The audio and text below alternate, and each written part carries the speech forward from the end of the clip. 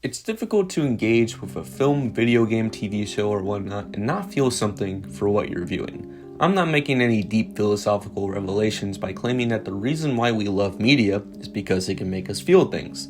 It's nice to cry about something that doesn't affect you in any way, shape, or form, or laugh at something horrible with no repercussions. Because of that, the research process for this video was very difficult. I had a few people tell me that it's impossible to find media that makes you feel nothing, because every form of entertainment can make you feel something, even if you feel mixed on it. And while I agree, I think emptiness is also an emotion. And for this video, I want to discuss media that makes you feel empty, or in other words, media that makes you feel nothing. I'm not just talking about the movies you quit halfway through or the TV show you lose interest in. I'm talking about media that you completed and simply could not muster any major emotion for what you just saw. I think this can be the most interesting type of reaction to some forms of entertainment because everyone feels empty about different things. So for this video, I conducted a completely anonymous survey and shared it with a few of my friends to gain input on what they personally felt empty about. Before I reveal some of those submissions, I want to talk about a few of the things that personally made me not feel anything. This game may or may not have been the genesis for this entire video. I may be already contradicting myself here because I have played this game not once, but twice.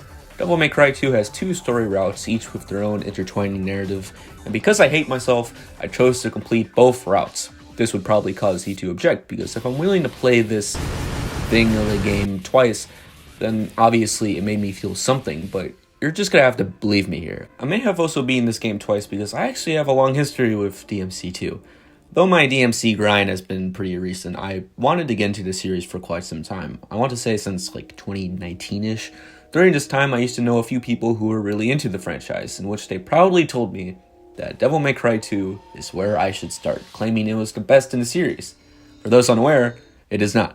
It is very much not. So I spent $20 on this game, and for the past few years it has been stuck in my Nintendo Switch library while I contemplate the fact that I could have avoided all of this if I just made a simple Google search.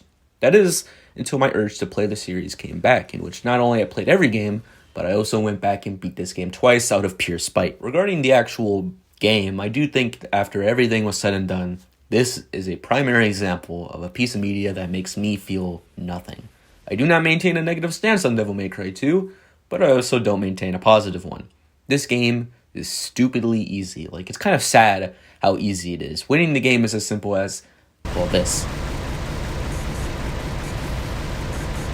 The first Devil May Cry designed itself in a way that forced you to engage with the enemies. The game takes place on like a big castle, so a lot of the rooms are small and cramped, which leaves very little opportunity for the player to not attack.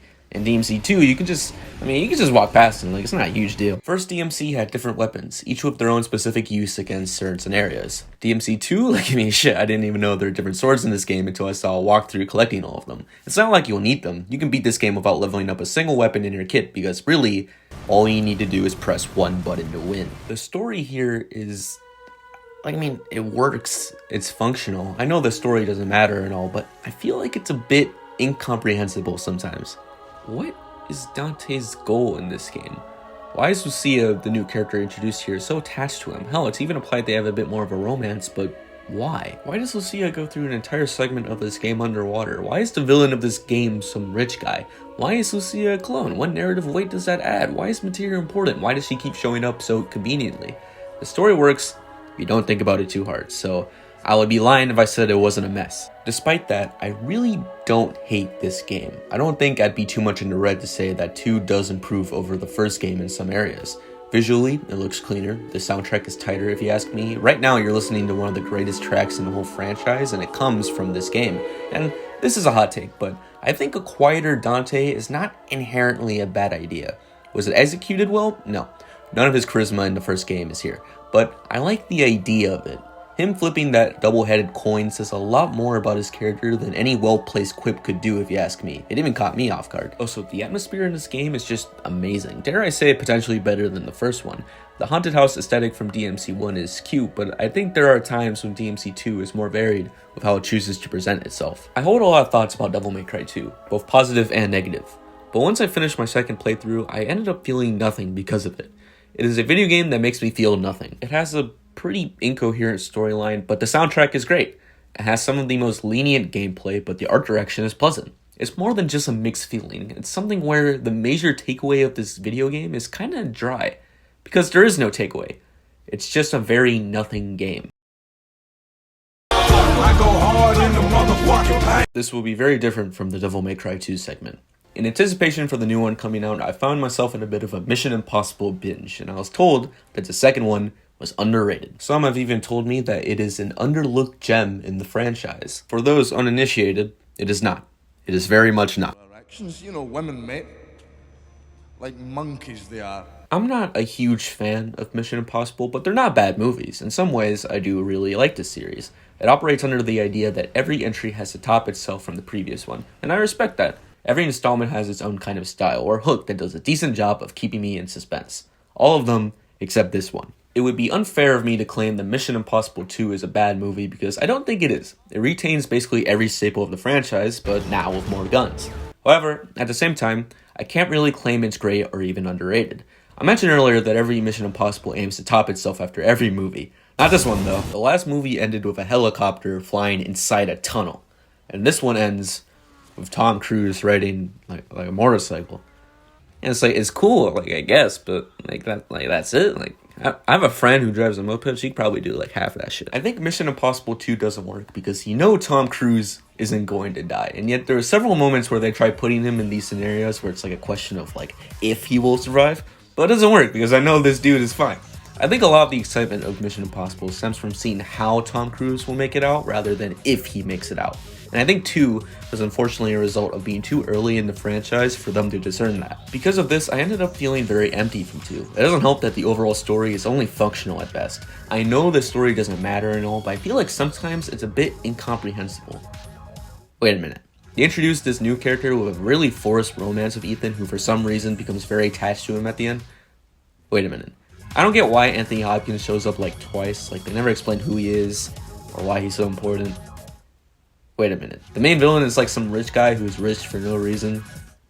Wait a minute. I need you guys to bear with me on this one, but I've come to realize that the 2 pieces of media that make me feel the most empty are kinda the same shit. Let's do a rundown. Both feature stories that revolve around a very loose romance where the main protag becomes affiliated with a femme fatale with connections to the main antagonist who is also a rich guy for no reason while also being aided by this older character who doesn't really get much expansion besides the scenes that they're in. The 2 also feature a light orchestral score that prominently features guitar riffs for its main theme and battle sequences. They also feature an ending where the main protag rides a motorcycle, and both entries are often considered to be the weakest of their respective franchises, so much so that the femme fatale featured in the story is not seen nor heard from in any future installment. This is like the main reason I'm making the video, by the way. I mentioned earlier I made a survey so I could get other examples of media that made people feel nothing. Well, here it is. I kind of just posted this randomly with very little context, so I think some people who took it didn't really get like the point, but that's okay. I didn't do a good job at explaining it. There were still some interesting submissions regardless. My existence. Also, Avengers Endgame. Because this is just like the combination of everything that is empty about Marvel as a franchise. There was no real stakes, there were no risks, it was just a comic book movie with no fluff or substance. It felt empty. This I agree with. My opinion of Marvel movies usually devolve a few days after I watch them, and Endgame was no different. Fallout 4. Weak writing, bland repetitive filler, and lots of walking. It's serviceable, and in the case of Fallout 4 has decent gunplay, crafting, and progression, but about as milquetoast as you can get. Bonus points for using milquetoast. I love that word. Spider-Man No Way Home. I don't have nostalgia for the Spider-Man movie, so I thought it was a cash grab and I fell asleep afterwards. There were actually a few for No Way Home, which I found interesting. Just goes to show that it really is a movie made for Spider-Man fans and like no one else. I think Toby and Andrew are fun, but I won't lie. When I watched this in the theater, the experience was entirely just waiting for them to show up and then not caring for anything else. Michael Bay's Transformers 1. It wasn't super boring, but I was hardly engaged in anything going on. The action is fine, but I've seen better in other movies. The acting was cringe, but not hilariously awful. Optimus Prime is cool, but he's barely in it. It's a perfectly boring movie that I forgot everything about the second it was over. Five Nights at Freddy's 4. Way too streamlined, very over the top. I agree with this like 100%. If you ask me, it should have ended at 3, but they just kept going. Lightyear. It was mid, it wasn't bad, it wasn't good, it was literally just mid. The most average thing I could ever think of. I kind of had the same response when I saw like 3 minutes of this movie. It's not enough to judge it, but I definitely felt very disinterested in anything going on. Homestuck. They look like NFTs. I'm sorry, Homestuck community. I cannot get the hype of reading over 8,000 pages of some dudes and gray people. Momodora Reverie Under the Moonlight. It feels like the start of a good game, but it never gets there. The mechanics are introduced, used, but never really fleshed out. At the end, I said out loud, that's it. Characters exist, the story is there, and the gameplay was designed. Kirby Star Allies. I found the level design to be boring and the game to be too easy. Kirby games aren't very hard to begin with, but the game felt like it was on autopilot throughout the whole thing. The game also seemed to have too many repeated bosses. The final boss was a pretty cool spectacle, but other than that, this game just felt like a lot of nothing. This one actually makes me kind of sad because I like Kirby Star Allies, but you know, to each their own. And finally, that one Green Lantern movie with Ryan Reynolds. I was like 8 when I saw it, and I remember nothing from the movie. I mean, that counts. I guess that would make you feel nothing. Yeah, I guess that counts. Those are just a few of the submissions. In the description below, I linked a survey, so if you wanna, you can submit your own piece of media that made you feel nothing. I also turned on results summaries so you can see other people's submissions, including the ones I didn't feature in this video. Now, while you go do that, I'm gonna play Devil May Cry 2 for the 3rd time. King? Yeah. Here's your crown.